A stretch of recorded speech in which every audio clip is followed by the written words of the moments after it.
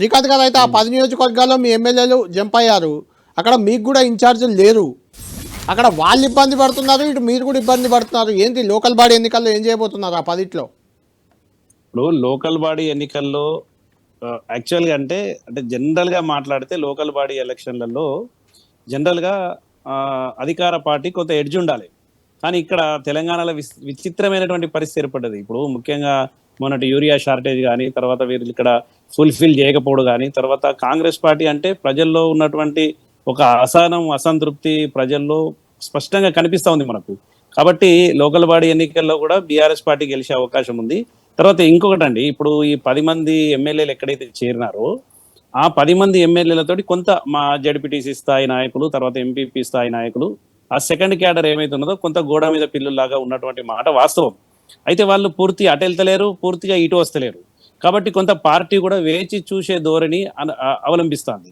కాబట్టి రేపు ఖచ్చితంగా కూడా ఎన్నికలు అంటే నేను అనుకునేదైతే ఈ ప్రభుత్వానికి ఎన్నికలు రావడం పెద్ద ఇంట్రెస్ట్ ఏం లేదు.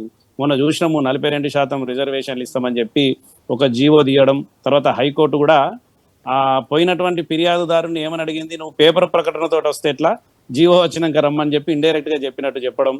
తర్వాత ఆయన మళ్ళీ జీవో రాగానే అక్కడనే హైకోర్టులోనే వెయిట్ చేసుకుంటూ పోయి ఇవ్వడం.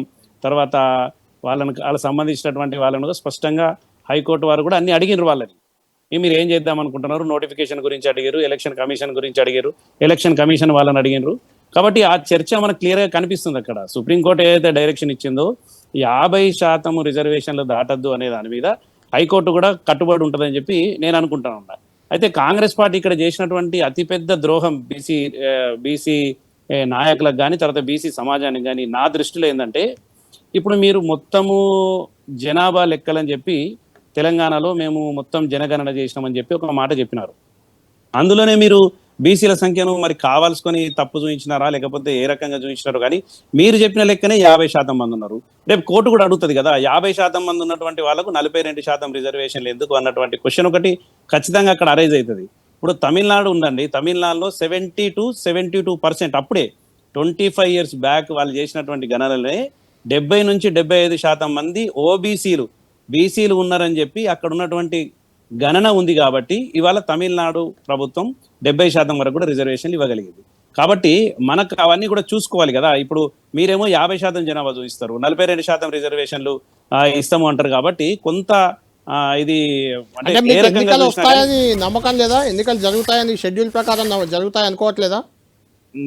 నా మట్టుకైతే నేను అనుకునేదండి, అంటే ఇప్పుడు జనరల్ గా ఆలోచన చేస్తేనే 20-25 సంవత్సరాల నుంచి కొంచెం రాజకీయంగా దగ్గరుండి చూస్తున్నటువంటి వాళ్ళగా ప్రభుత్వానికి ఇంట్రెస్ట్ ఉంటే వేరేలా ఉంటుందండి. ఎలక్షన్ పక్కన పెట్టేస్తారు, కొంచెం మంచి వాతావరణం కల్పించుకుంటారు, పెట్టేస్తారు.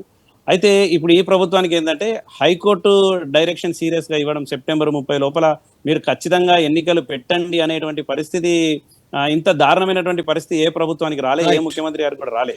కాబట్టి అంటే నేను అనుకునేది ఒకటి. తర్వాత ఇంకోటి కళ్యాణ్ గారు, ఇందులో ఏంటంటే ఇంకో డౌట్ కూడా ఉంది. సరే పెడితే పెడతారు, ఎందుకంటే రోజు కూడా డిగ్రేడ్ అవుతా ఉంది. అంటే కాంగ్రెస్ పార్టీ పరిస్థితి ఏంటంటే ఈ సమస్య నుంచి తప్పించుకుంటే ఇంకో సమస్య, ఇంకో సమస్య నుంచి ఇంకో సమస్య. కాబట్టి ఎన్ని రోజులు పోస్ట్ పోన్ చేస్తాము, ఎప్పుడైనా కానీ ఇబ్బంది. సరే పెడదామంటే పెడదాంది, ఇప్పుడు ఎన్నో కొన్ని సీట్లు వస్తాయి అన్నటువంటి పరిస్థితి కూడా ఉండొచ్చు. కాబట్టి ఆ రకమైనటువంటి ఆలోచన కూడా చేయొచ్చు. కానీ 42% రిజర్వేషన్ అనేది ఏదైతే మీరు 50% జనాభా అని చెప్పినారో దాని మీద, ఆ బేస్ మీద ఇది సరిగా ఉండదు, కోర్టులో నిలబడదని చెప్పి నేను భావిస్తా ఉన్నా. రైట్.